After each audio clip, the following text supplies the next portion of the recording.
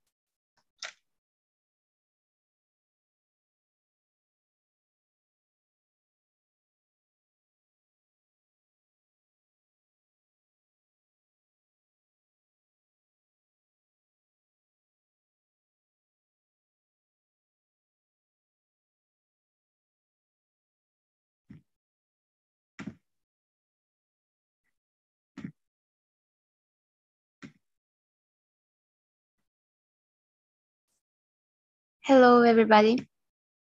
Sorry, everybody can hear me and see me because I think my camera is not on. Yes, we can Yes? see you. Ah, okay. Thank you. So we will start the event right now. Good morning, everybody. It's always a pleasure to see you all and hope everyone can hear me. If you find some issues with the connection, please let us know through the chat of the group. My name is Alexandra, and I'm a communication and project assistant at Finova Foundation based in Brussels. And today I will be moderating this event. For everyone who may not know, this event is organized by the Finova team, which is a Spanish-Belgian foundation working for the promotion and development of innovation and entrepreneurship in the EU. And our intention is to celebrate this European Sustainable Energy Week with a side event entitled Energy Transition for Europe, Tools and Tips by Life ECODIGESTION 2.0. Our goal today is to create synergies and exchange best practices between your projects, as well as between all the participants that are present today. This week's celebration has a significant importance as it aims to broadcast the acceleration of a clean energy transition, reunite a large variety of green change makers, as well as being a platform of common sustainable growth approaches. So it's not going to take me long, but I will mention the structure of how we are going to manage our time today. This event will begin with Adrián Noeda as an expert panel participant who has a track record of more than 8 years working with EU projects, and he will make an overview on EU funding and live program opportunities. Next, we will be joined by the panel of 5 invited projects that will expose their energy transition paths and methodologies. Finally, this event will also count with the presentation of the Startup Europe Awards initiative and its jury announcement, which will be addressed in the third panel and handled by my colleague Manuela Granada. She is a project and communication officer based in Valencia. We hope that this open innovation initiative could be of great interest to all listeners, since it promotes a challenge-based contest, which aims to foster innovative and eco-efficient solutions, especially in the field of water treatment and circular economy. And as a kind reminder, I will add that the session is being recorded and we will be in the video, will be available once we will publish it in our YouTube channel. And before passing the floor to my colleague Adrián, I would also ask everybody who is present today to take a photo, as I'm aware that some speakers might leave the event before it's ending. So I will ask my colleague in communications, Amaya, to take a photo of everybody. If you can switch your camera on.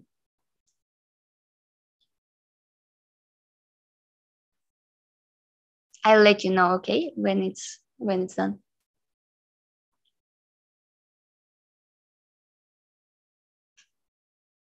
Okay, so now I can pass the floor to Adrián. Hi, good morning. Good morning. Thank you, Alexandra. Welcome everybody to this event of the European Sustainable Energy Week. We are going to share some experience of different projects. Some of them are within the LIFE program, others in Horizon and other programs. So we will know everybody what they are doing in energy transition. I'm going to start very briefly explaining what is the LIFE program, the novelties that they have launched in this year for the 2023 call, and a specific call for replication of project results that has been launched this year as a new priority in the LIFE program.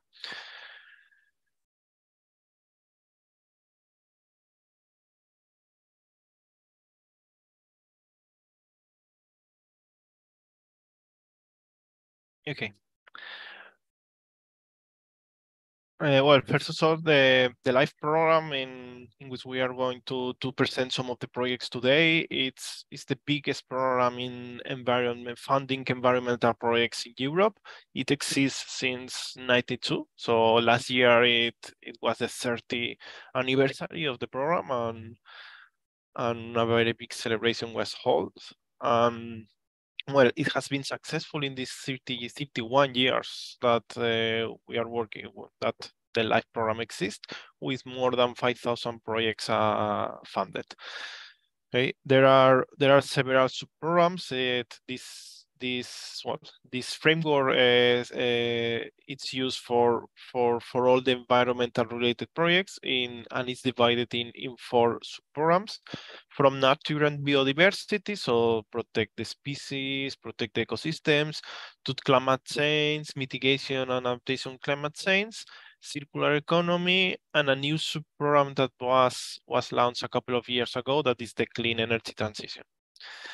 There are different type of projects, from technical assistance, grants for NGOs, strategic projects for regional governments, but the usual projects are the standard actions that as they are known, that it's the traditional LIFE project, that they fund pilot demonstrative projects for innovative issues in the environmental sector.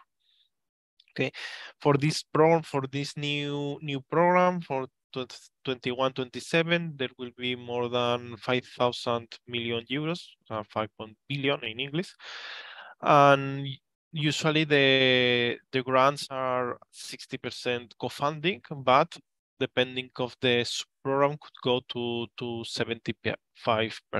If, for example, it's protect the nature and biodiversity, priority species, it could go to 75%. But the usual for us, for the most important here and the partners here, it's 60%.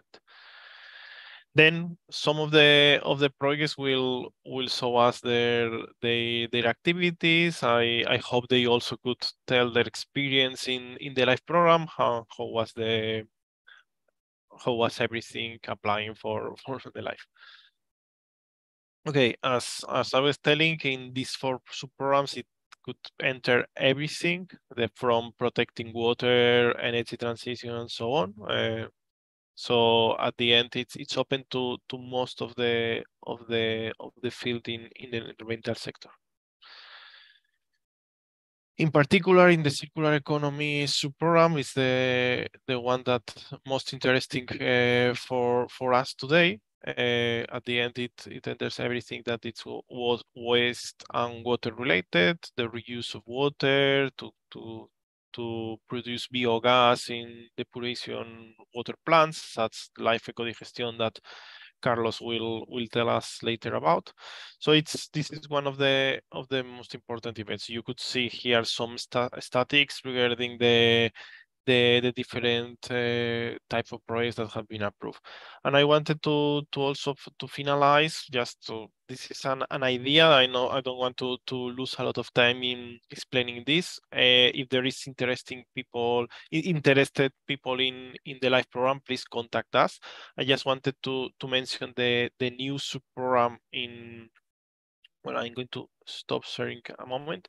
I just wanted to mention the new sub-program regarding transferring the results of the projects. It's called replication call. It's a specific replication call for projects already approved. There are more or less up to 100 million, under 1 million euros per project, and only 7 million in total. So they are going to approve only from 6 to 12 projects. But it's focused on the projects already approved, and they want to be replicated in different regions, different thematics, and so on. So here it could be useful for all of us. If you already have results in your project, this call, the replicating call, could be used to cooperate and to follow up in the next project for replicating your results and going maybe in different regions, in different thematic areas, using the results of your current projects. This is something that is totally new from this year, and I think it could be useful for us to look for new opportunities in here. So thank you. Thank you, Adrian, and thank you about making everybody know about this new call, because I think all of the projects here are not new ones. They have like a large trajectory, so they might be interested in this information you just gave us. And now we are starting with our second panel. And our debut project for this panel is Life 3E, which means environment plus energy plus economy. This project aims to integrate blue energy recovery in the wastewater reclamation process. I would like to introduce Elisa Mazo, a research technician at MARE, and she is presenting for us today. So thank you, Elisa. Hello, good morning, everyone. Good morning. Thank you very much. I will share my screen.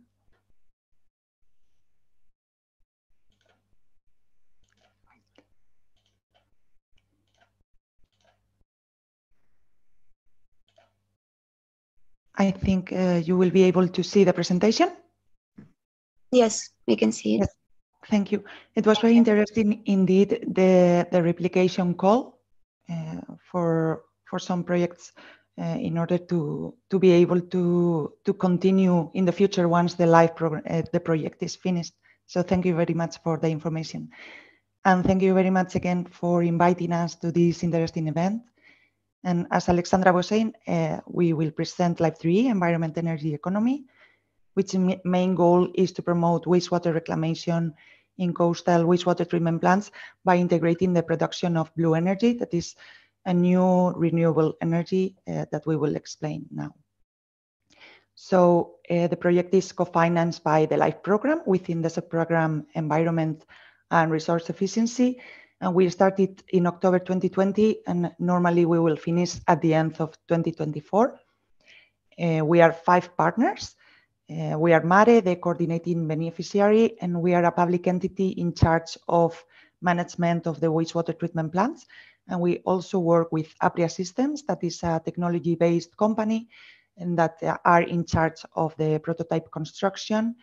With CIMA, that is the Center for Environmental Research. It's a public entity also in charge of the environmental control of the region in the north of Spain, in Cantabria.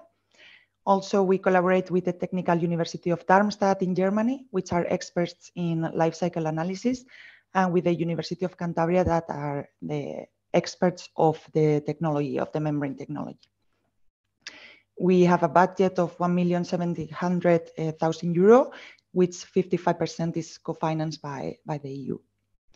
And our project is focused on trying to target 2 global problems that we are facing today, such as water crisis or water scarcity and the fossil fuel dependency. In the world, more than 2,000 million people are living currently under water stress. And if we focus our attention in the European territory, we see that more than 55% of the Mediterranean population is affected by water stress in summer. Also, our dependency on fossil fuels is very high. In 2020, more than 65% of the energy mix consumed in Europe came from fossil fuels. And also, fossil fuels is directly related to water operations, both water supply and drinking water, and wastewater treatment. We see that in Europe, around 30 to 40% of the municipal energy bills are related to water activities. And also these problems, together with climate change, population growth, and higher demands on water of good quality, are making the problem much bigger. And that's why the European Union is trying to work towards creating strategies and policies in order to fight this. And here we have some examples, such as the new wastewater treatment directive, which is promoting energy self-sufficiency in wastewater treatment plants, the water reuse regulation, who is pushing wastewater reuse in the agricultural sector, the energy efficiency directive, which is also pushing public bodies to reduce the energy consumption, or the drinking water directive, that is also looking to find leakages and trying to reduce to the maximum water losses. And also some of the strategies that the European Commission is starting, such as the Green Deal or the Fit for 55, by which by 2030 we will have to cut off the greenhouse gases emissions by 55%. So our main goal is trying to promote a more circular model on water resources management, and we will do so by promoting wastewater reclamation and local reuse, by integrating the production of renewable energy. This renewable energy is called blue energy, and we will be able to create it by putting into contact seawater and the treated effluent from the wastewater treatment plant by means of reversal electrodialysis. And this energy that is produced will be used to feed the tertiary treatment that is needed to achieve the quality for the wastewater reuse. In our case, we will apply it in Comillas, a small municipality in the north of Spain, which currently is using drinking water to clean roads and streams of the city. And now, thanks to the Life 3E, they will use reclaimed wastewater. So at the end, we are promoting wastewater reclamation and local reuse, producing renewable energy on site in a continuous manner, and also reducing the dependency on fossil fuels and external energy sources. And this is the technology that we will apply. So we have two streams. We have seawater with high salinity and wastewater effluent with low salinity. Both will be fed into the reverse electrodialysis module. The reverse electrodialysis module is composed by ion exchange membranes that are alternatively disposed between the two electrodes. And then we will feed the two streams between the membranes. So we have on one side concentrated stream, the seawater with high salts, and in the other side, the wastewater effluent with low salinity. Due to this difference in salinity, the salts from the seawater will move towards the membranes to the less concentrated stream, to the effluent. And this movement of ions, of salts, we will be able to transform it in electric current that will be used to feed the equipment needed to reclaim the wastewater. And we are happy to announce that finally yesterday we got our prototype in the wastewater treatment plant. We had suffered some delays in the production of the red modules, as you can see in these pictures. But finally we can finalize with the integration works and also start with the demonstration phase of the project. Normally we will be able to produce up to 55 watts an hour of a cubic meter of treated water. And our objective here is to try to optimize to the maximum the energy efficiency of the process. Also, we did some advancements. We created a software tool that is able to simulate different conditions of operation. So we are able to study different salinity gradients for the generation of energy, also related a little bit with future replicability of the technology in different contexts with different effluents or different salinity gradients, and also to study other scenarios of application, such it could be, for example, the application with desalination plants and wastewater. And if the project is successful, we will be able to reduce by 25% the external energy demand that is currently necessary for the tertiary treatment, that is for the additional treatment in order to reclaim water. We will also reduce the freshwater abstraction as now Comillas, the municipality is using drinking water to clean the streets and roads. When we replace it by a new resource from reclaimed wastewater, we will be also able to have an impact on freshwater ecosystems and reduce freshwater abstraction, also reduce the use of chemicals for the drinking water production and the sludge production as well. Then thanks to this software, we will be able to evaluate the potential of the implementation of the technology in different scenarios and how much energy we would be able to produce in different operating conditions. And also this technology, this blue energy, together with other green technologies, would help achieving energy neutrality by 2040 in the wastewater sector. That is some of the targets that are being reviewed with the new directive of wastewater treatment. And also finally, as well, help water stress locations implementing reclamation and reuse strategies. And thank you very much for your attention. You are welcome to visit our website to send us an email to ask any questions you have, and you can subscribe to our newsletter and follow us on social media. And I apologize, but I will have to leave soon as we have a consortium meeting at 10:30. But I would like to thank Elisa. you again, yes, for your time. Thank you. Thank you so much. Yeah, the problematics you were talking about, like the fossil fuel dependency, it's a very well-known challenge on European level. And this topic is also very well related to the REPowerEU plan that we talked in several events as well. So after we finalize this panel, we can discuss with other projects that might stay, the initiatives that combine with the projects present today, the European initiatives, sorry. And thank you, Elisa. We will obviously disseminate through the channels and keep up the communications with your project. Thank you. And thank you so much for joining. It was a pleasure. Thank you very much for the opportunity. It's always a pleasure. Thank you. Okay, bye.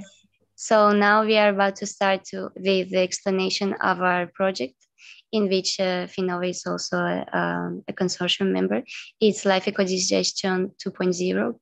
And we welcome Carlos Lafita. He's RDI technician at Global Omnium. So Carlos, I think you can already start. Hi, good morning, Bocatina, Sandra. Thanks for the introduction. I'm going to share my screen.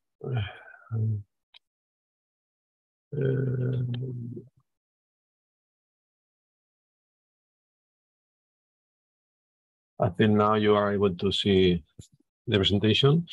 Well, as Nara said, I'm going to present the Life project, Life ECODIGESTION 2.0, that deals with the implementation of circular economy and energy transition in waste treatment plants. This project that has a total budget about 1 million euros and co-financed by the European Union with 55%. Has a consortium composed by Global as a technology developer and also is the coordinator of the project. We are located in Valencia, and we are going to use the pilot plant and the first demonstration at real scale also here in Valencia, and a waste treatment plant located close to the Valencia city.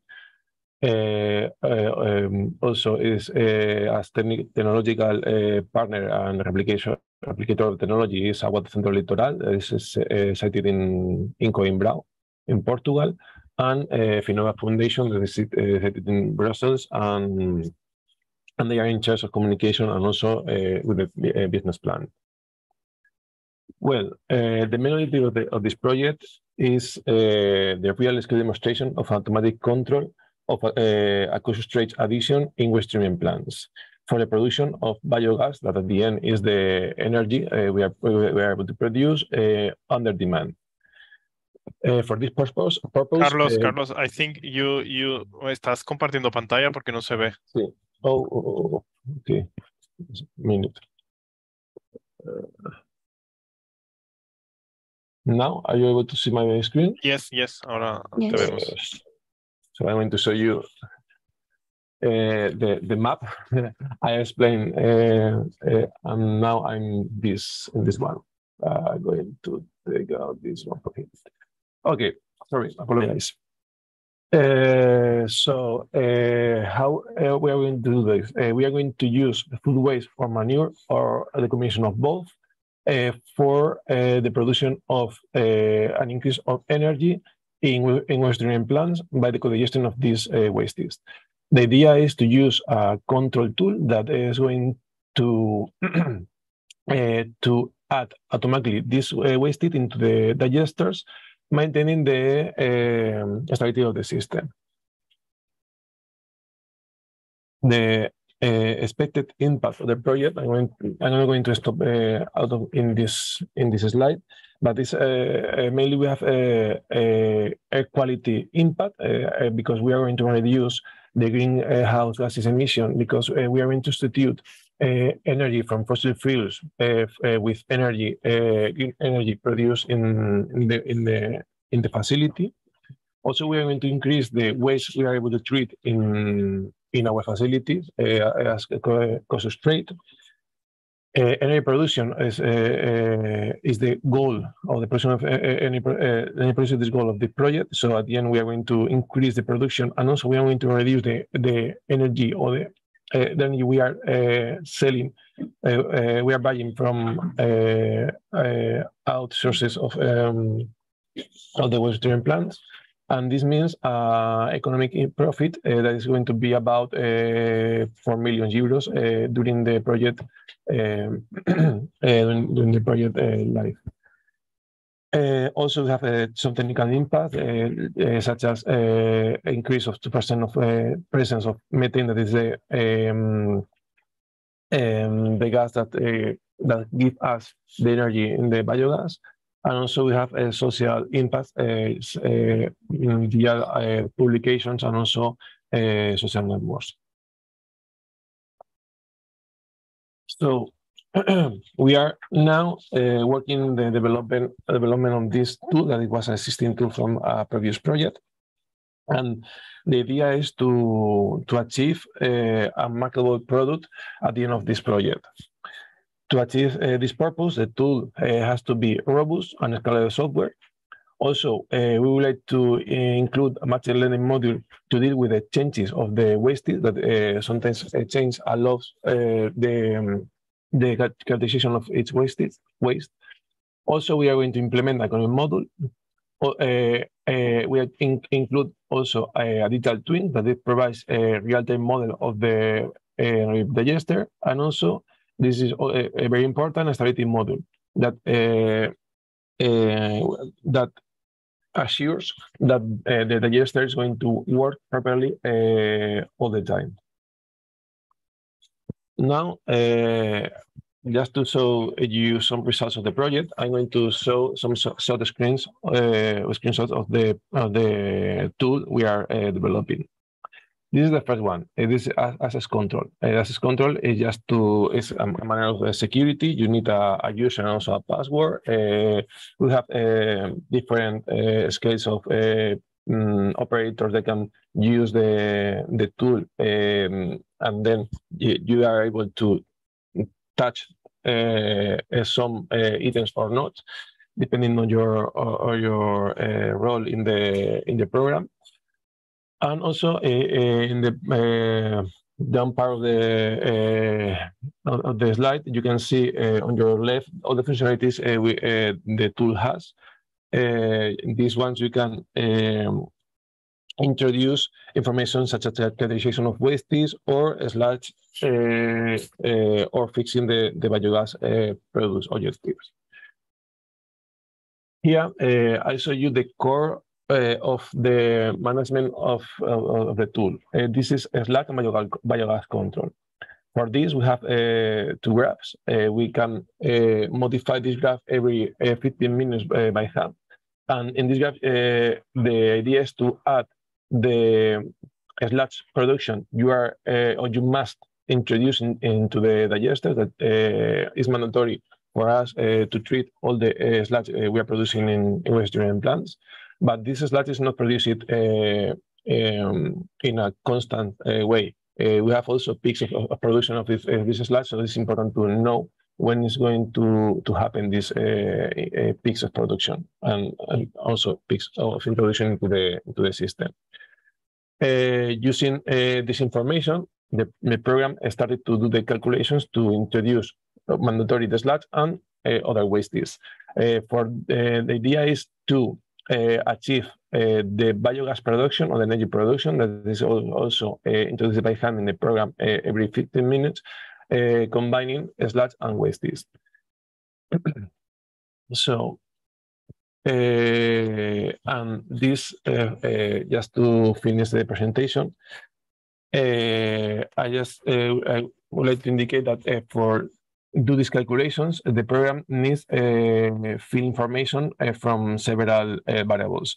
For this, we have to put it sensors in the field, such as pH, temperature, to know the quantity of waste we have, to know the quantity also of sludge, among others.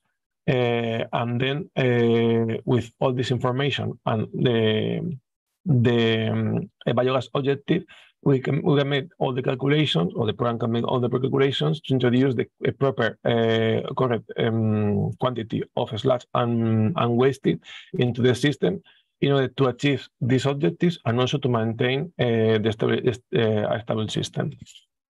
Okay, thank you for your attention. And also, I have included here the website of the project. Thank you, Carlos, for your presentation. And now we follow up with Miguel Vega, coordinator of Life My Building is Green project and European projects coordinator at the Royal Botanical Garden. And Life My Building is Green is also a co-financed project by the European Union LIFE program that focuses on the implementation of nature-based solutions in public education buildings and social centers as solutions to adapt to climate change, improving environmental health and comfort in them. So please, Miguel, if you can follow up with your presentation. And if you have any questions about the projects that are being talked about in this panel, we will make a discussion session just after the last project. Hi, everyone. Hello. Thank you, Alexandra, for the introduction. Thank you. I'm very happy to be here today and have the opportunity to present the Life My Building is Green project. As you have said, the project works in the application of nature-based solutions to get the local adaptation of educational and social buildings to the effects of climate change in Portugal and in Spain. The project, as you already said, is co-funded by the LIFE program of the European Union, and it's integrated by 5 different partners: the Spanish National Research Council, which is the coordinating organization, and which integrates 2 research centers, the Royal Botanic Garden, where I'm coming from, and the Eduardo Torroja Institute for Construction Sciences. There are also 2 other partners from Spain, the Cartif Foundation, which is a technological center, and the Diputación of Badajoz, which is a local authority in the region of Extremadura in Spain. And there are also 2 other partners from Portugal, CIMAC, which is a regional authority in the region of Central Alentejo, and the municipality of Porto. That is the local authority in the city of Porto.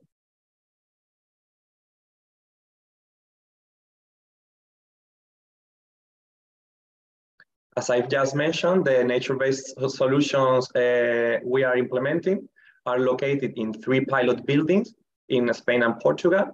The first pilot building is located in Solana de los Barros in Badajoz, in Spain, which is a small town in this area.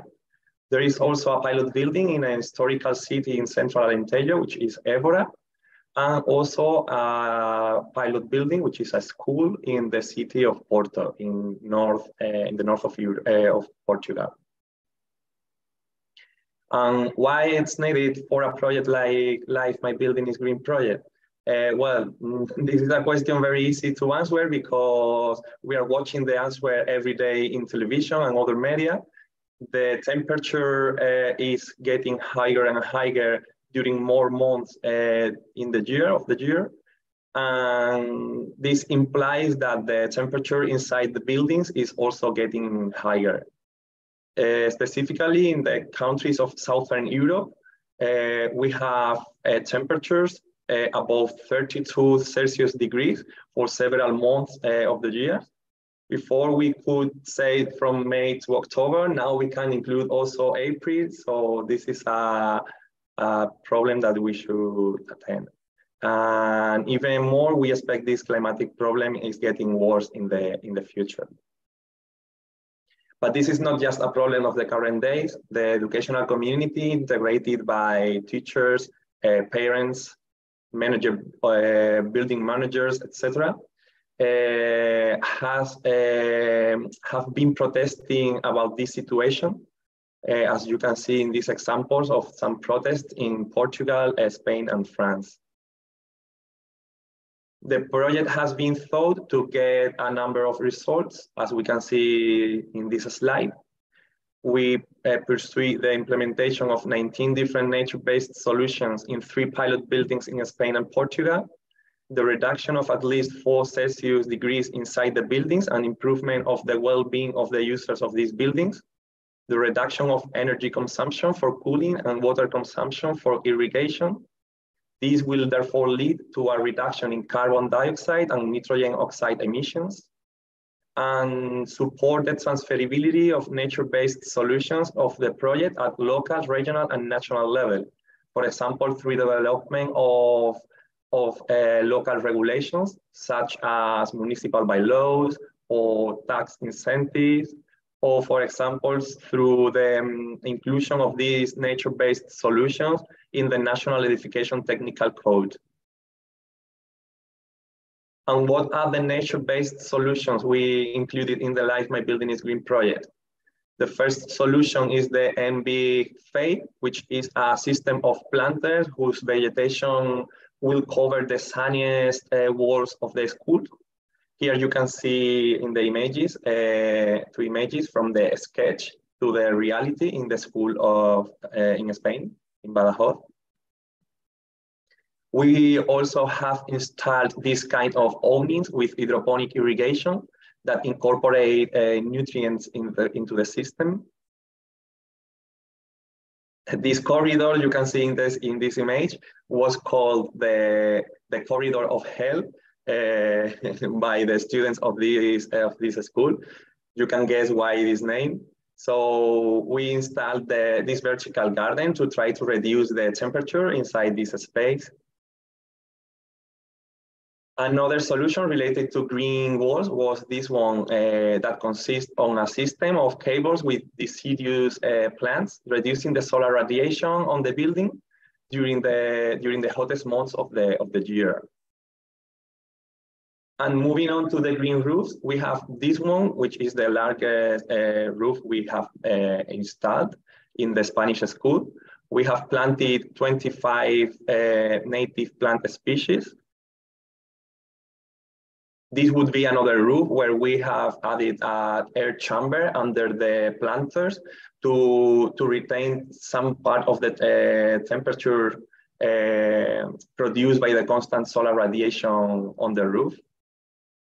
And this is other roof is the SUS variant, which adds a sustainable substrate that allows better filtering of rainwater. And here I don't have pictures because it's in the process of the implementation, but these are the roofs that are being implemented in the school or in Porto.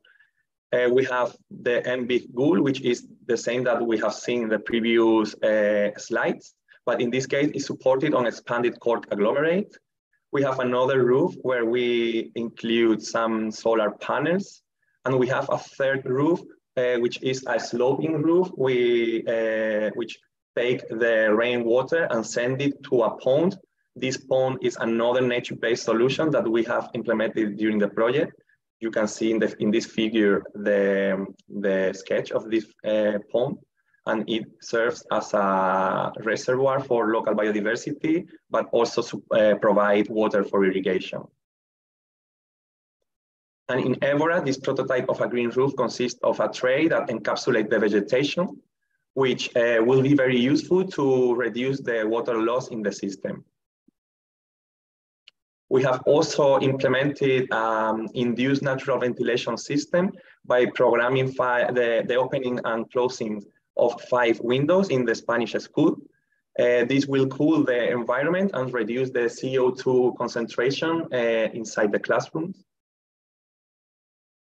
In addition to planting trees for natural shading, a series of nature-based solutions have been also implemented in the playground areas, such as the one in the image. You can see these are very similar to the MB-FADE I explained in the beginning of the presentation, but in this case, there is no anchoring to the walls. And this wooden structure has also been built in an area of high student occupancy to provide the shade and reduce the temperature. Sorry. We have also installed some models of pavements to improve the rainwater infiltration and facilitate the capture of this type of water for irrigation while reducing runoff into the sewage system. And you can see also there is vegetation in this kind of floor. And what are the effects of the nature-based solutions implemented in the project, by the project? Well, although it's still too early to present consistent results because we haven't finished the construction works in Portugal, we can present these preliminary results regarding the temperature in the surface and inside the building. As you can see in the images, the roofs with vegetation heap up much less than those without vegetation. And this effect is more intense in those roofs with a more developed vegetation. In the case of the green walls, it's still too early to evaluate the effect of the implemented nature-based solutions, as the vegetation is not fully developed. However, it can be seen that the walls that get some shade from the metal structure also has a lower temperature than the walls more exposed to sunlight. In terms of water management indicators, we can affirm that the installed drainage pavement improves rainwater management, reducing the pressure on the sewage system and the subsequent purification needs of this water. And this is especially relevant in spring and autumn. And finally, we have also been able to evaluate the air quality inside the classrooms, observing that the induced natural ventilation significantly reduced CO2 concentration levels inside the buildings. And here you can find some contact information about the project communication channels, such as our Twitter and LinkedIn accounts, where we publish all the news related to the project. And I think that's it. Thank you very much for your attention, and thank you to the Life ECODIGESTION project for inviting us to this interesting event. Thank you. Thank you very much, Miguel, for explaining this super interesting project. I think everybody can agree on that it's a beautiful way of combining nature and human existence, basically, and the contamination we always generate by creating like the big, huge constructions. And this is a beautiful way of combining nature and our existence. So we will follow up with Vicenzo Bianco. He's a REST4City representative today, and it's a Horizon funded project. It's the only Horizon project, with a background of the Horizon funding today, because all of the other projects are live program projects today. And this one promotes a renewable energy system for cities by co-designing an innovative educational program with stakeholders and promoting sustainability and circularity, filling with knowledge and skills gaps for a successful energy transition. So Vicenzo, you can already start. Thank you so much. Thank you. Thank you very much, Alexandra, and thank you for the invitation in this interesting meeting. So let me share the screen with you. So see the presentation.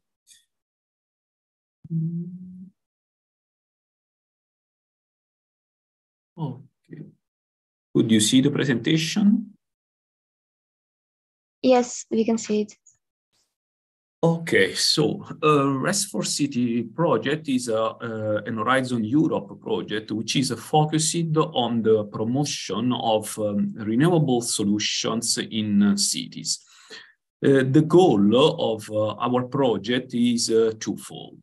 Namely, from one side, we want to analyze different technologies in order to understand which could be the most successful ones to be implemented in an urban environment. And we will demonstrate this by developing different case studies. We are committed to develop 10 case studies where we analyze the impact of different technologies in the urban environment. For example, case study I'm working on is the implementation of cold ironing systems in ports. Cold ironing is a technology for supply energy to ships when they are in port through electricity. And this is particularly important for cruise ships, that when they are in the port, in the so-called hoteling phase, so when they are stopped in the port, they consume a huge amount of fuel, and this fuel has a direct negative environmental impact because ports are usually located near city centers. So this is just an aspect on what we are focusing in REST4City, just to let you figure out which is our work.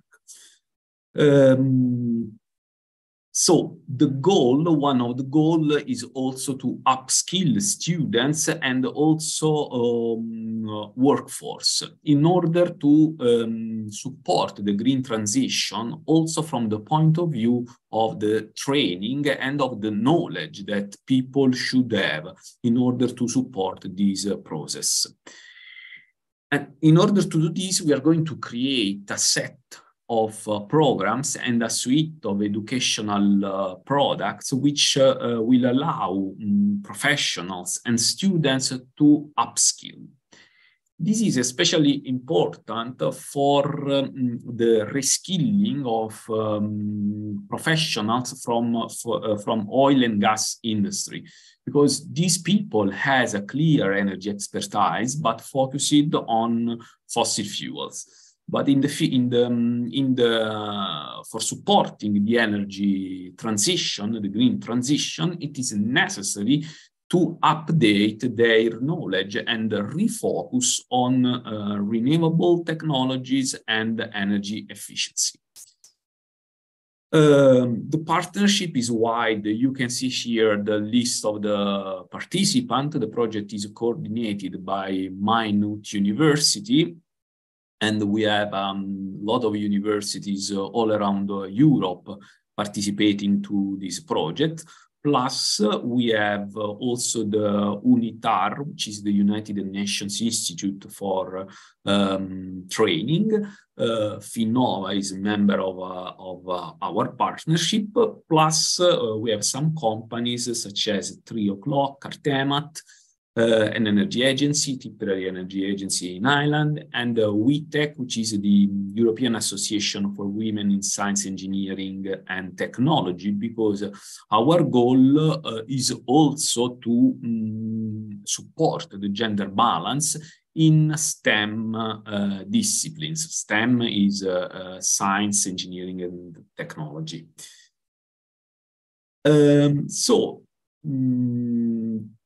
The project is articulated in pillars. So we have first, one of the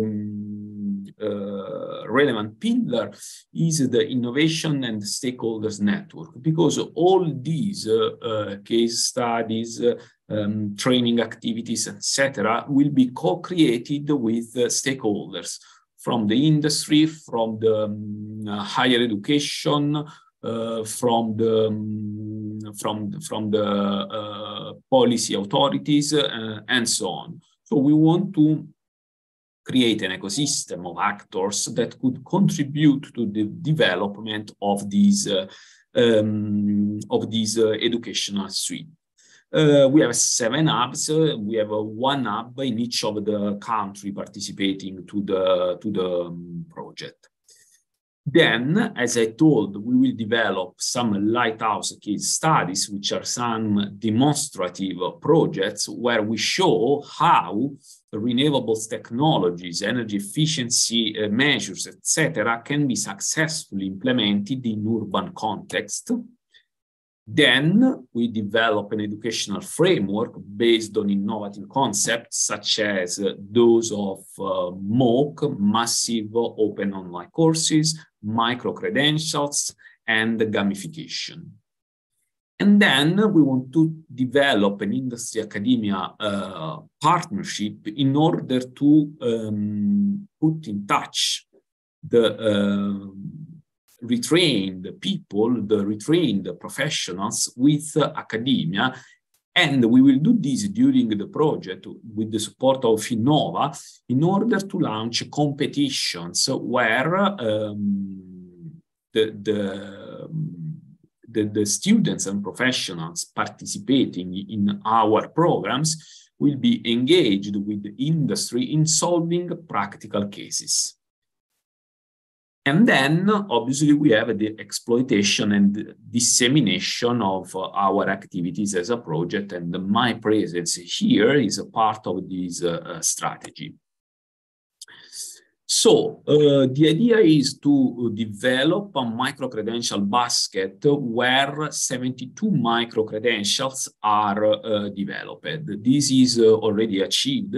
So micro-credentials are short courses, which are usually specific on a single topic. A single topic can be a specific issue which is completely analyzed in these micro-credentials. Micro-credentials have short duration, so a micro-credential should last 2 weeks, for example, not more, 2-3 weeks. So this is the duration. And so it serves for updating, for cover some bugs that somebody may have in its knowledge background. Then we will, from these 72 micro-credentials that we have highlighted as important, we will produce 44 of them. Produce means that we will realize them. We will develop all the course contents, video courses that will be erogated through a platform that we are, an online platform that we are building. And after attending and passing the tests, you will get a certificate for each micro-credential you will attend and pass. You will get a badge, so you can use this badge in your competence portfolio. So the knowledge is also certified. And out of these 44 micro-credentials, we will also produce 8 micro-programs. So micro-programs are an entire programs, which is conceived to last 3-4 months. And at the end, you will get the certifications of the individual micro-credentials composing the micro-programs, and also the global certification for the micro-program. Here you can see the link to the platform, which is under development for providing these courses. And in the course of the project, hopefully I would say around January, March of next year, the platform will be ready and available, and you can enroll in the programs, in the courses, and so on. We are also implementing a system to guide you through the selection of the most appropriate micro-credentials for updating your skills. So you will provide some information to the systems related to your background, which are your needs, etc. And so the system can suggest you the micro-programs and the micro-credentials that would be useful for you to attend. These are the areas we are going to cover. So we made it multidisciplinary because energy transition by definition is a multidisciplinary topic, and so we need to cover all the necessary aspects, and our micro-credentials will cover all these aspects. Whereas the micro-programs will be more vertical, so they will focus on specific aspects. They are not general. Obviously, some of them can be more general and some more specialistic, but in general, they try to be more focused on a specific topic. We will work on hard and soft skills, and we complement the program with a serious game. We are going to develop 3 serious games to enhance the learning and teaching experience. So this serious game translates some realistic experience in a kind of game where the participants are engaged. These games are mainly role games, so you will have a role. We are developing now one of these games that will be presented in the next weeks, or actually I can tell you the exact date, the 20th of June. It will be presented during the European Sustainable Energy Week in Brussels. We will have a session and we will show one of these games. I can anticipate you that this game is focused on energy communities. You will be in charge of building an energy community, and so you will be called to make choices on which technology to use in respecting a determined budget. You need to interact with the stakeholders and so on. So we mean this as a serious game, because if you analyze the literature and what you can find around, you can find different definitions of a serious game. And we are working on this together with the Artemat company, which is specialized in the development of serious games.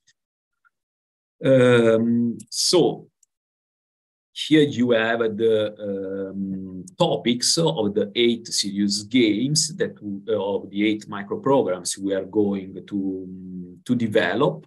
The EQF level. EQF is the European qualification framework.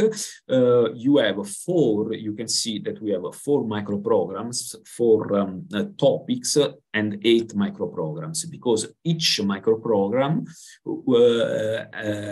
has 2 versions for STEM students and non-STEM students, because you have to consider the background of people. So people with background in science, technology, engineering, and mathematics needs a certain kind of approach in developing these courses.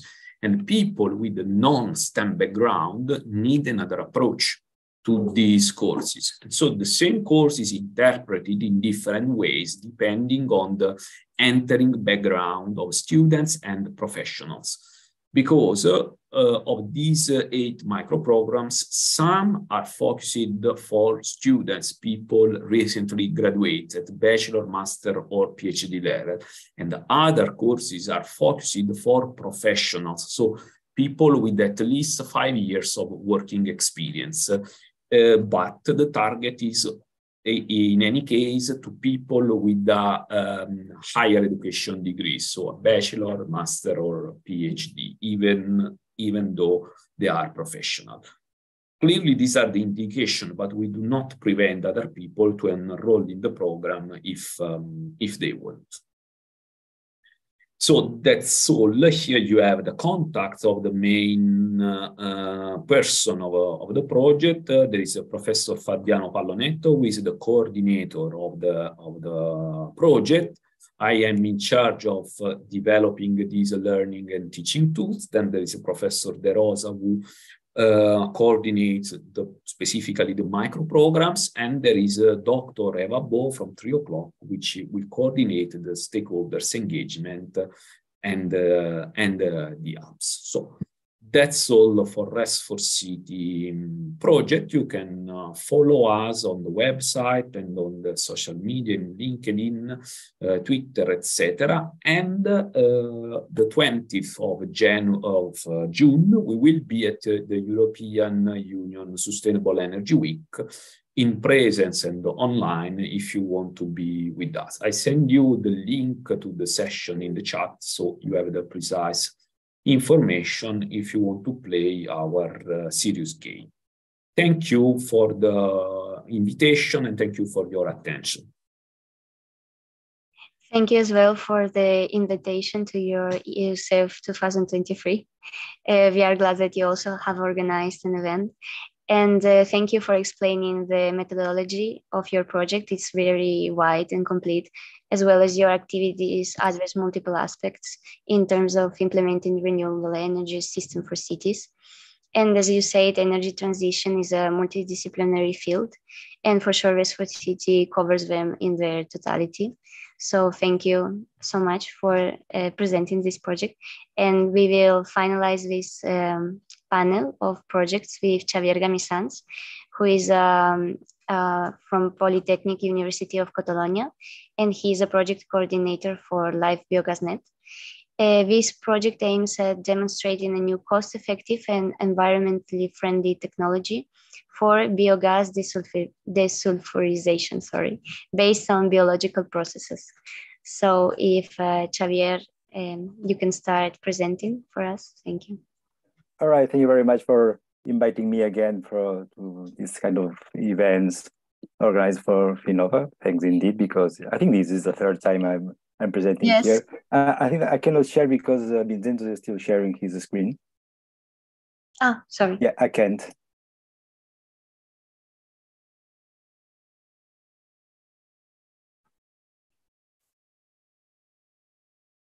All right. Thank you. All right. So as I said, thank you again for inviting us to present our project. BioGasNet project has been running since September 2019. So it's kind of 3 years and a half. So we are now at the last year of the project. So for this presentation, I'm going to give some insight on biogas, biogas production, biogas upgrading, and more precisely, biogas desulfurization using biological technologies. So let's start. Well, as you probably already know, biogas is a renewable energy that is produced from organic wastes. And basically, it is used in this kind of CHP units, the combined heat and power units, to produce electricity and energy. Basically, biogas is a mixture of compounds, of gaseous compounds that basically contains methane. The amount of methane in biogas, it depends on the initial composition of the organic wastes, and also in the treatment or pretreatment of these wastes. Also contains carbon dioxide and some impurities, basically hydrogen, water, and more important for us, these reduced sulfur compounds.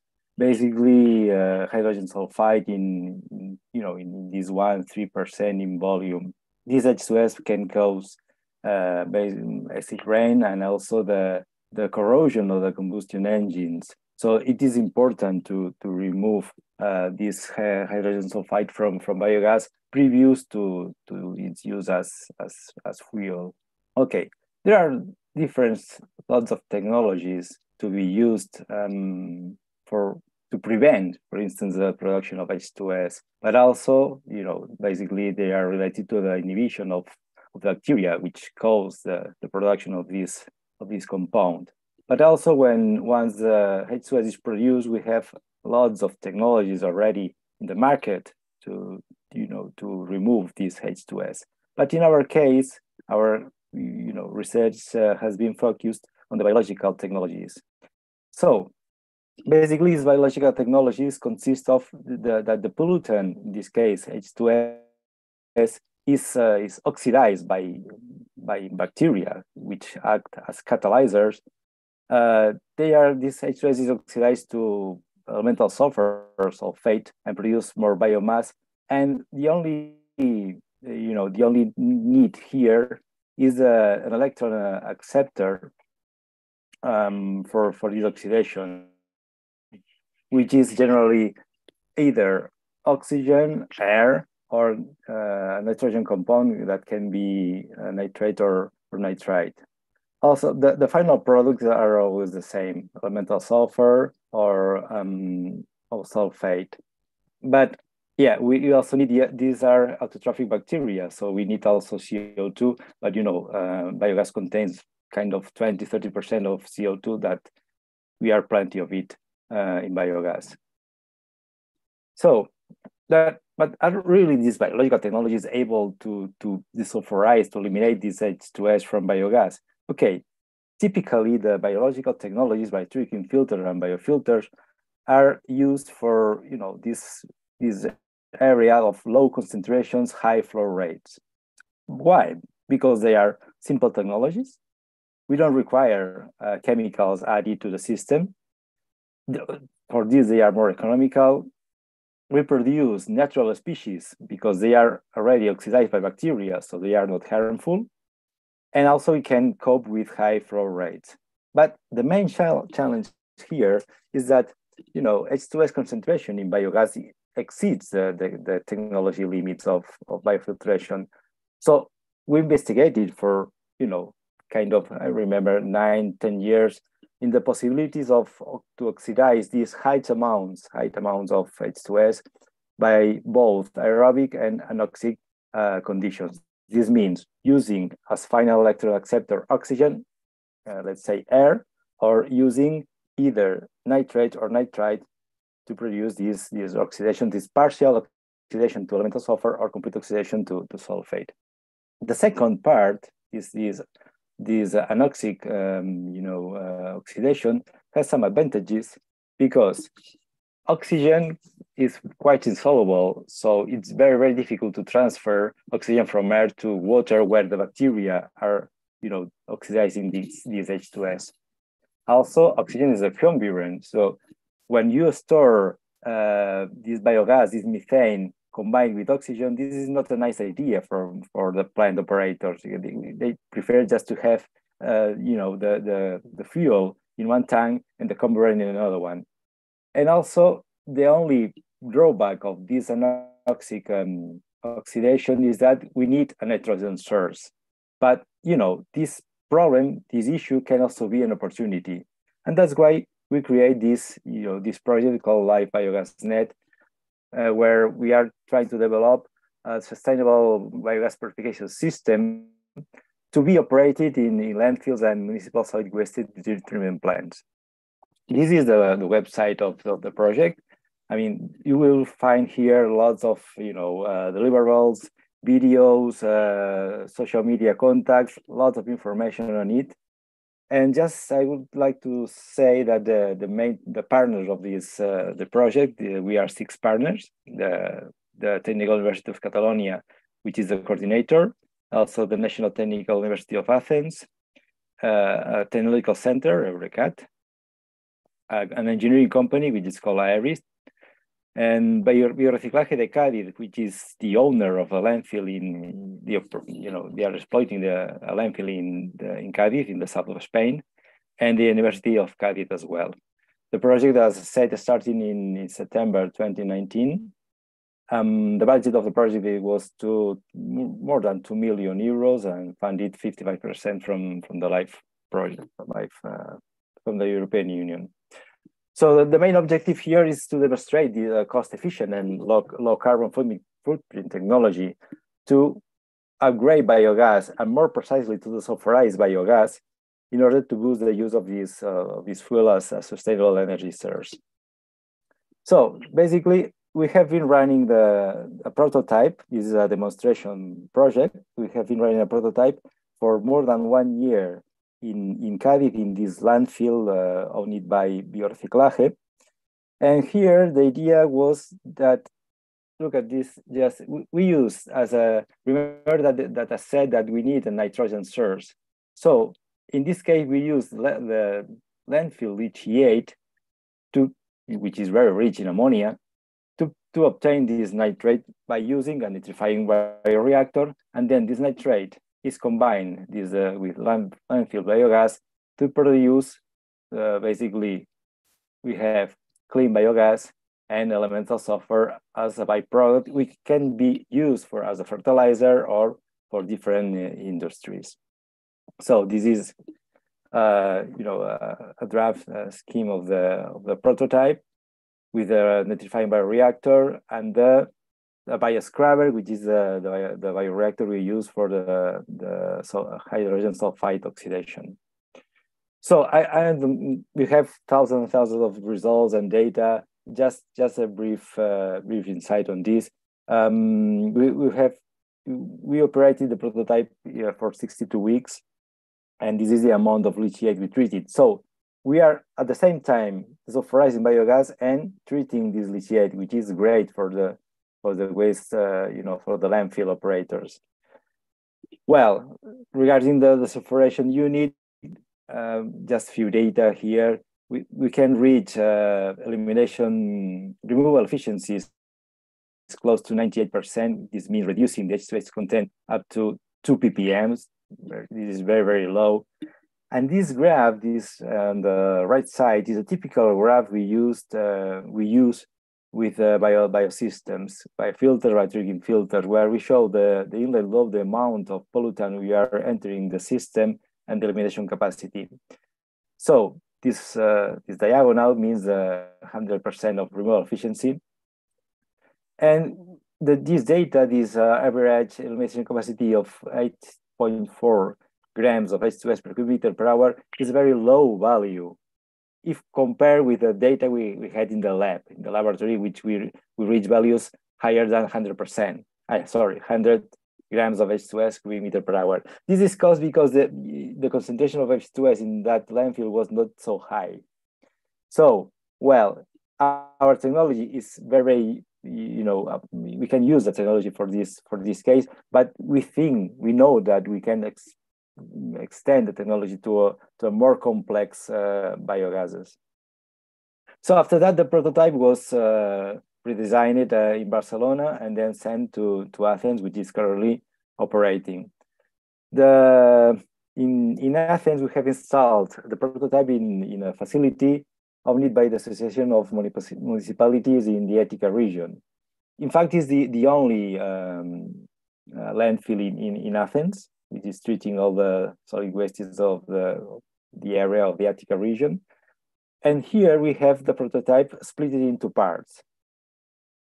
For one side, we have, in this case, we are using as a nitrogen source exhaust gases from an MBT composting plant. So these exhaust gases contains basically ammonia and VOCs. So we use this ammonia and basically to obtain our nitrate for the project. And then we send this nitrate and nitrite to another part of the landfill where we have the CHP units.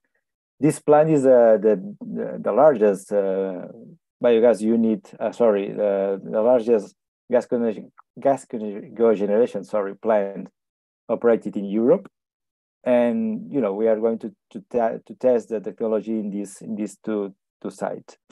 As I said, in this case, the prototype is split into parts.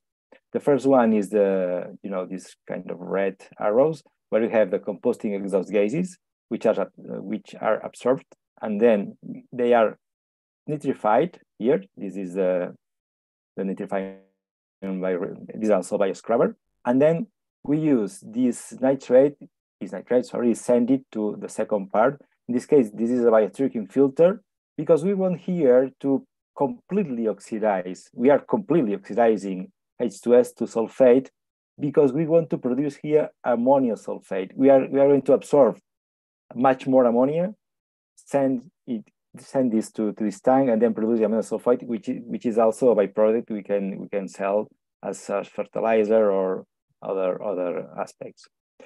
So in brief, this is the idea of the project.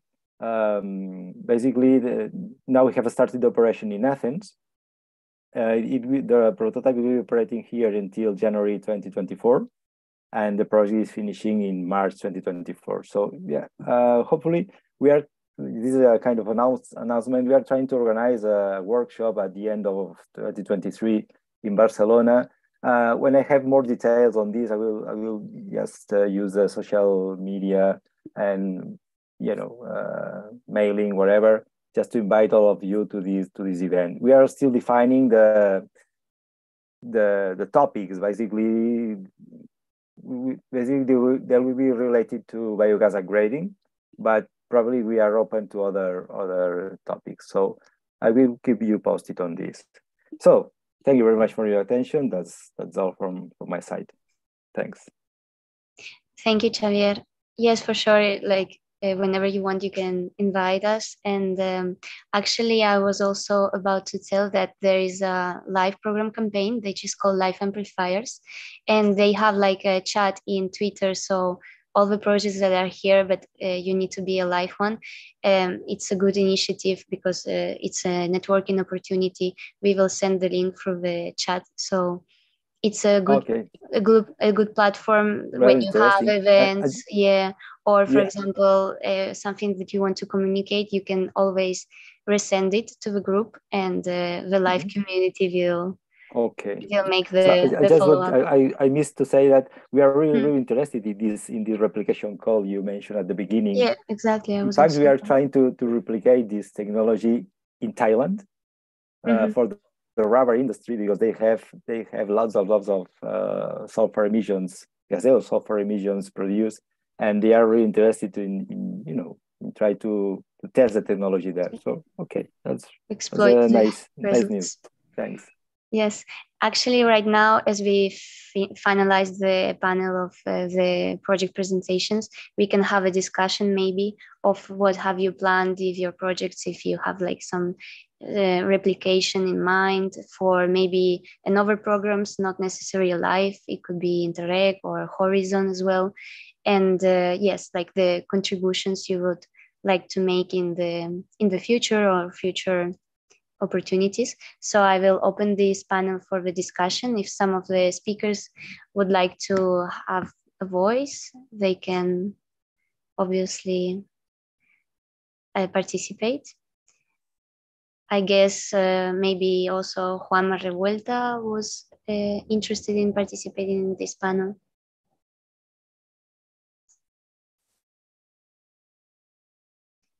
Right now we can hear you if you activate your micro. Is okay. Thank you. Now we can hear.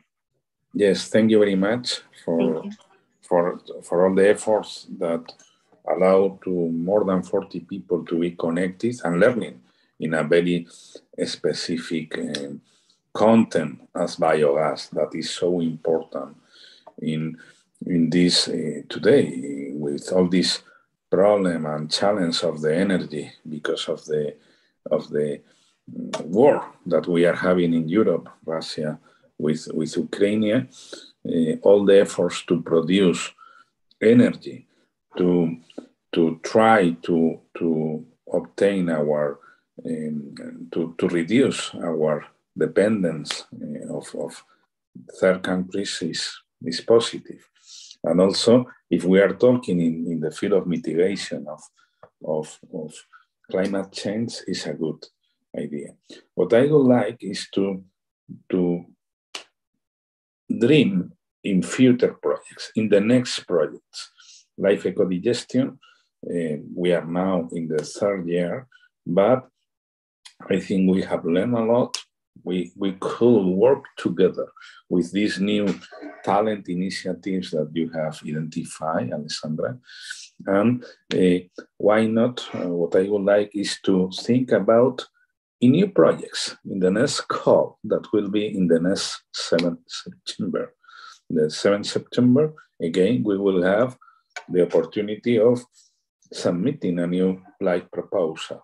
And we could talk if we want to work in the new governance legislation, in the live subprogram energy, why not to explore from an administrative and legal way all what are the legal and administrative barriers for biogas. What about to learn from the energy communities that has been implemented under the photovoltaic? For the photovoltaics, why not to stand and to learn and to adapt in promoting a live governance project, a live subprogram energy in the field of why not energy communities for a depuration water treatment plant that includes around the prosumers, because at this stage, the depuration water treatment plant, there are 18,000 in all over Europe that consumes 3% of the total energy, a lot of energy. Why not to go beyond doing what?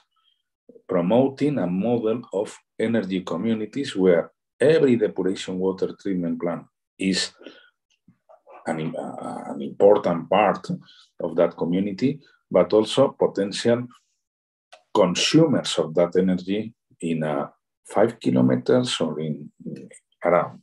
I'm talking also in how to regulate the new business model that could allow that restaurants, hotels, catering or ECA sector, but also farms discover a new way of reducing their cost, because today most of that waste goes to the landfill, and the cost of managing the waste and going to the landfill will be increasing more and more because of European directive.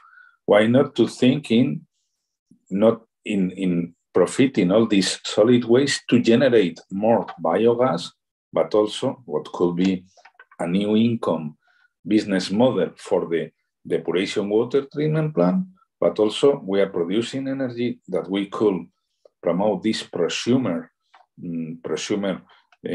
production and also consumer of energy. And finally, what about the new potential biofertilizers that also European Union is trying to promote biofertilizers in agriculture. I have been talking about life. We have talked about life in the field of energy, in the field of governance. We could be talking about life sub-program mitigation and climate change, because of course, all the CO2 methano that we could manage better and to collect in the depuration water treatment plant, we are helping the fighting against climate change. And finally, we are talking of circular economy, the potential life circular economy.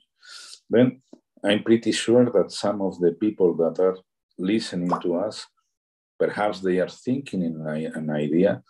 Please don't hesitate to contact Alexandra or Adrian to explore that possibilities.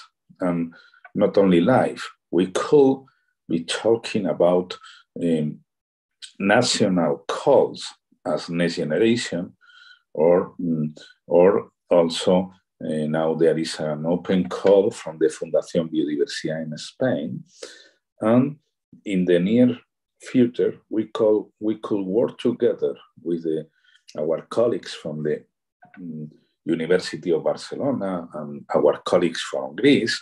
Why not in a NESMET call? NESMET call is what was so called before the European Neighbours Instrument tool. We are talking of projects of around 5 million euros, where the subsidy arrives up to 90%, what is nice. And then it could promote our cooperation with the other part of the Mediterranean, where also organic waste is a challenge. Finally, we will have the following calls of the second call under InterregMed. Why not? And if we have also people that is following this webinar from other parts, let's cooperate in other Interreg. We have the challenge of trying to do something in the Interreg Northwest Europe, from Brussels, Luxembourg, and Germany and France. Why not? And finally, always I want to highlight and to stress the importance of the young people in this European year of skills. I don't know if you know that 2023 is the European year of new skills. We will be more than happy to host young people under 30 years old that then they can benefit from the program Youth Guarantee or Eurolycée if they come from Catalonia or region of Valencia or Murcia, or Youth Guarantee. That is a program that exists also in Greece, Portugal, and Italy. Why not? For that, our Thank you, Juanma. Okay, thank you. Thank you very much. Thank you so much. But if, in case you would like to add more about this European Year of Youth theme, we could do it maybe after the SEWA intervention. So Okay. now we need to start with Manuela Granada, who will present the Startup Europe initiative. Thank you, Alex. Hi, Thank you, everyone. Manuela. Can you hear me? Yes, we can hear you perfectly. Okay, I'm going to share my screen. Nice, perfect. And let me know if you can see my screen, please. For the moment, I guess it's charging. Okay.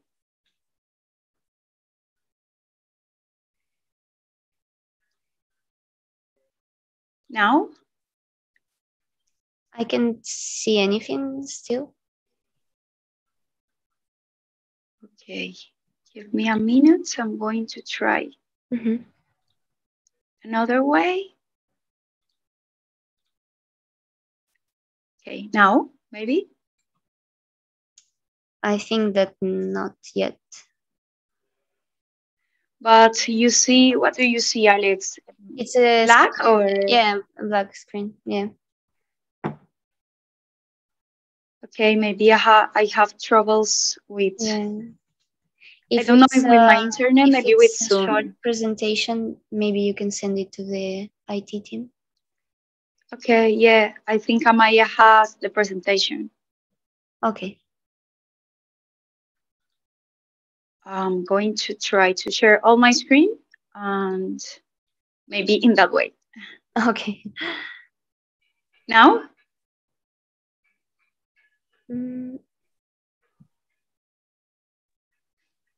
Manuel, I think you have to put your video screen, because otherwise you don't, you can't see anything. Okay. Oh, that's true. Thank you, Alex. Now, can you see? Because my computer told me that is sharing the screen, so no. I don't know where is the problem, but okay, it doesn't matter. I can. Maybe you can explain with no presentation. Now, maybe no, no. Okay, you can take out your presentation. You can switch it off, and we will put it. If I may, Alessandra, if Elias is available. Now Amaya is helping me. Yeah. Okay, perhaps Elias can participate now, and in the meantime, from our IT sector, they could check what's wrong. I don't know if it's a good idea or. Just a second. We'll try to manage, and if not, we do as you said, Juan. Yes. Yeah, if you want, we can present to Elias, and then I try to share my screen, and if we can't, we can talk about the frame and the things without the presentation. I think we are going to do it that way. So, okay, we are going to present today the Startup Europe Awards, the Life ECODIGESTION 2.0 Startup Europe Awards. They are awards that is an initiative of the European Commission and is trying to solve the challenge related to the improvement of biogas generation, of the improvement of the valorization of sludge from wastewater treatment plants. So in this, okay, I can see a presentation. So if we want, we can pass to the last slide to start from the jury. And to evaluate this challenge, these proposals, we have three juries. We have to João Simão, Executive Director of Portuguese Water Partnership. We have to Mark Baker, CEO of Wex Global. And we have to Elias Colom, Corporate Marketing Director at Global Omnium. So we are going to introduce to Elias, and then we are going to continue explain the requirements of the SEWA. Elias, I give you the floor. Thank you for being here. Thank you, Alejandra. Thank you. Well, welcome to everybody. Nice conversation. Sorry, because I have another meetings and I took at 11:10. But I think from my part, it's an honor for Global Omnium to participate in this Startup Europe Awards that for this Life ECODIGESTION 2.0 with my friends Mark Baker and Joao, which we will try to do our best and well, only three ideas because Global Omnium works in water and of course in energy to move that water. I think we can change our mind and try to use them, both of them, as most efficiency situations. The projects should be necessary, and the talent should be necessary for the new for the next years. Mark knows very best all things that in Wex Global we discussed in Seville just 2 months ago. And now we have a very, very problem of water scarcity, and we have to use the water, use all our potential innovation in all of the business we manage to introduce this type of projects, which should be validated in this Startup Awards Europe to try to be as we are now. Because if we don't put innovation and put new talent and new ideas in our sewage plants, in our drinking plants, in our process, we will be down in the next 5-10 years. So as utility, I implore you, all these out and fantastic innovation talent who are hearing and of course who are in potential, as Juanma has offers, participate these Startup Awards, because should be projects that we have to implement. Not only Global Omnium, all of our utilities over the world has to be more efficient in energy, has to be more efficient in distribution, and of course more efficient in water scarcity that we have now. Life ECODIGESTION has demonstrated us, as Carlos has told before, that we can do with sludge, with those things that we don't use, more efficient ECODIGESTION process, and a totally support energy for a big plan of sewage. All over the world, we can do that. So try to implement these talents, Javier has taught, or Miguel, because we need that for the next 5-10 years. If we don't do that, if we don't implement these new ideas, this new talent, we won't be as we are now. And consumers will ask us, why did you don't do that? So I promise to do my best with Mark and Joao. And of course, I thank you very much for Finnova and all my partners in Life ECODIGESTION to have a fantastic Startup Awards Europe. Thank you. Thank you, Elias, for your time, for your intervention. Now, and to finish this part of the event, we are going to introduce Mark Baker, CEO of Wex Global. He is also a member of the jury of the Startup Europe Awards Life ECODIGESTION 2.0, sorry. And Mark, hello, how are you? The floor is yours now. I'm good, thank you, Manuela. Hello, everybody. Been fascinating listening this morning to a presentation of all of your projects, and great to see some old friends like Elias and Juanma here and Joao. I can only really reiterate a lot of what Elias has said. This is clearly an extremely important initiative, and I'm extremely honoured to be involved in the adjudication process.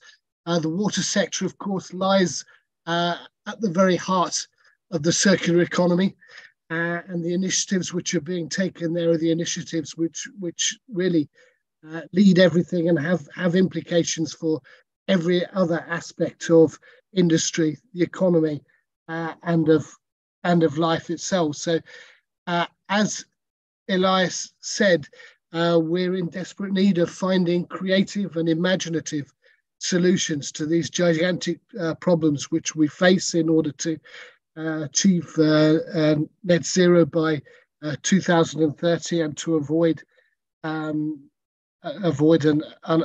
irreversible situation within the global climate.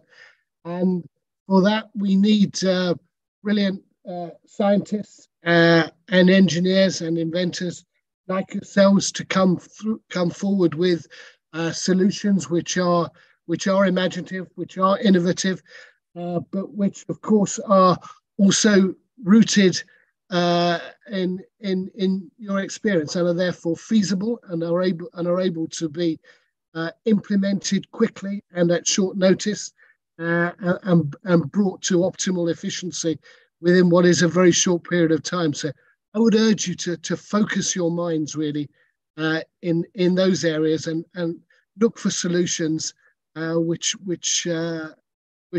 can be realized within relatively short period of time, in conjunction with great organizations like Global Omnium, like many of the Aguas del Litoral and other utilities in Portugal and in Spain, and indeed in all parts of Europe. And I hope that in what we do at WEX, that we may be able to help and promote some of your solutions and supply you with a pathway to market through linking you with some of these great organizations that are involved in this project. So good luck, everybody, and I look forward to seeing your submissions. Thank you, Mark. So Manuela, if you would like to explain the Startup Europe Awards initiative. Yeah, I'm going to do it briefly because we have a short time. Amaya in this moment is sharing the screen. Okay, so briefly, we are going to present the Life ECODIGESTION 2.0 Startup Europe Awards. It's important to briefly know a frame about the Startup Europe Awards. What is Startup Europe Awards? Here and now, SEUA.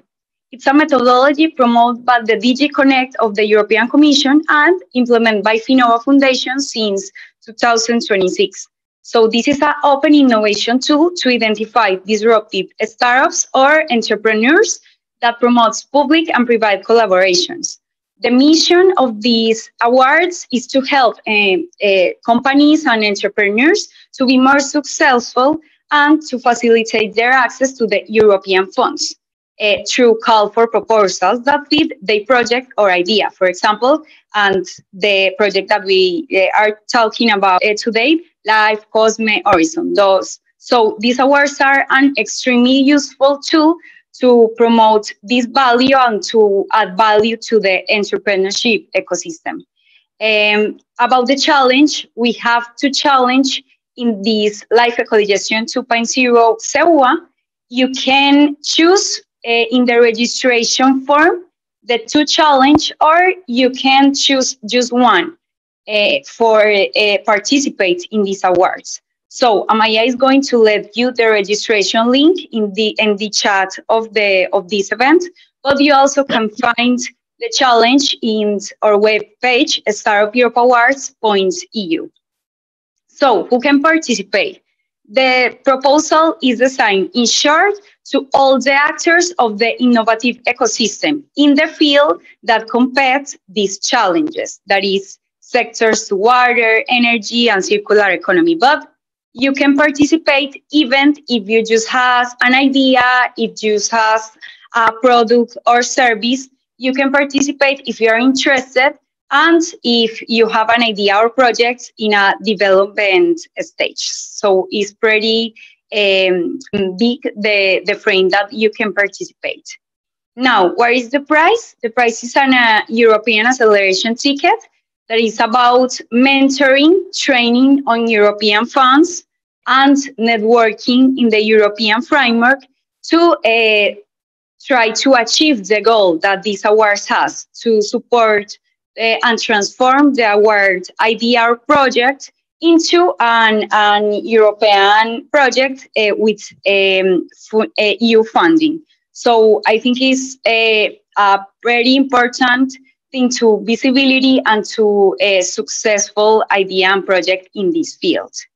And finally, we have a roadmap. You can register in the form until July 31. So you have time, but the sooner you register, the better. Then we have a jury evaluation and a grand final in Malaga in the Forum Green Cities and its moving event in Figma in September. And the jury is going to evaluate the proposals based on the following points, okay? Feasibility, response to the challenge, innovation, internationalization, and investment. You can find all the evaluation criteria in the form, so you can access there and participate. And we already have the presentation to the juries. Finally, I encourage you to all to apply for this great opportunity and to try to give innovative solution to this important topic that we are treating today. And that's all on my side. Thank you very much. Thank you so much, Manuela, for explaining so well the Startup Europe Awards. And thanks to the jury for being present today and for being present for the announcement. Let's see the final results of this initiative. So just to make a final speech and close the event, in this event, we have discussed European funding, possible ways of expanding our projects to other programs. We have also saw various initiatives for innovative solutions and much more. We have listened to several approaches aimed to tackle climate change and environmental issues, especially in the energy transition field and wastewater management field. We hope that by joining the European Sustainable Energy Week and this side event in specific, you found out new aspects and sidelines. And we also believe that it was a fruitful gathering for future collaborations as well. And we have a final announcement to make. And we are going to be really pleased if the ones that are present here could join us in the European Green Week that we'll celebrate the 8th of June, and it will be in Valencia. So you are more than invited, and we will forward you a formal invitation afterwards. For me, it's all, but if somebody have any comments or would like to follow up with a small discussion, you are more than welcomed. And thank you again, everybody, for joining.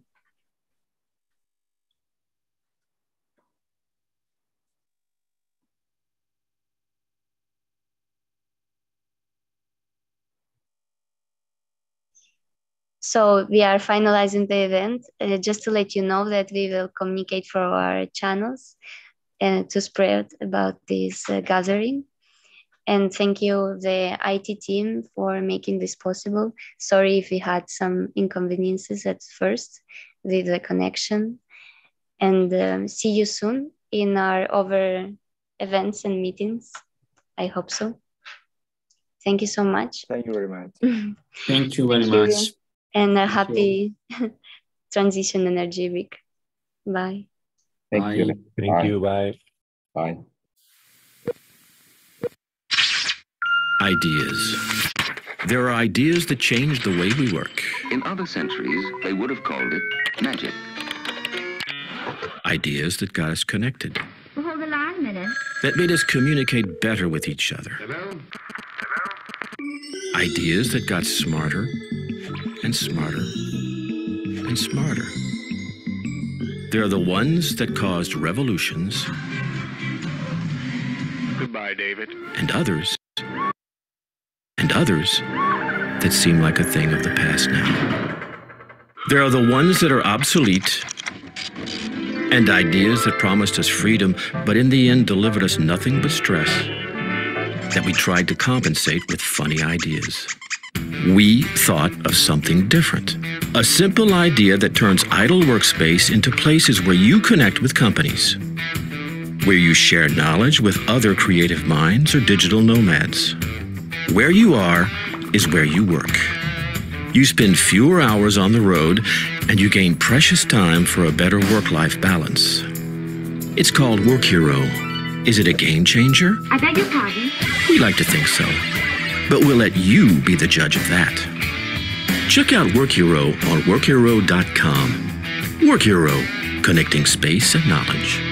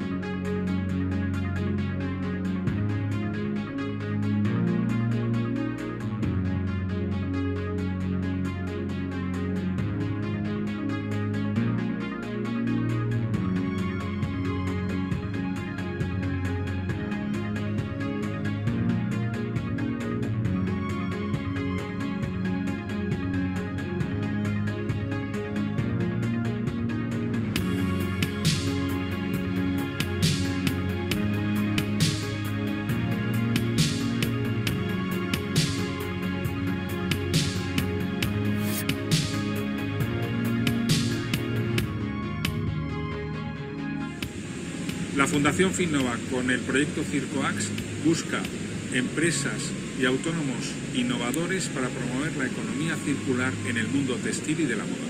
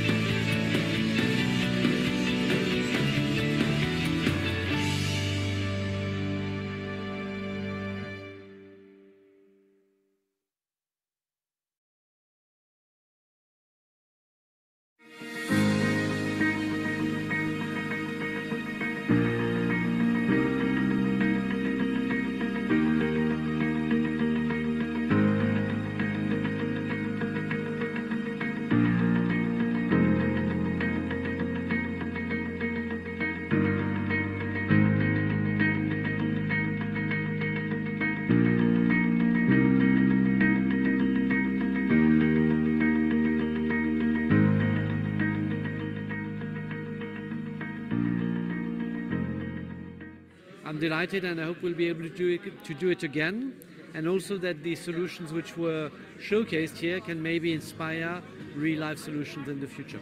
Es un honor que hayan contado con nosotros como aceleradora, con nuestro programa Startup Europe Accelerator, en el primer hackathon con el director general de innovación de la Comisión Europea para soluciones en el campo de cambio climático y reducción de emisiones. I also congratulate Finova, which was part of the winning team, a team which worked on a really interesting solution to make construction at long last sustainable. Well done. Thank you very much.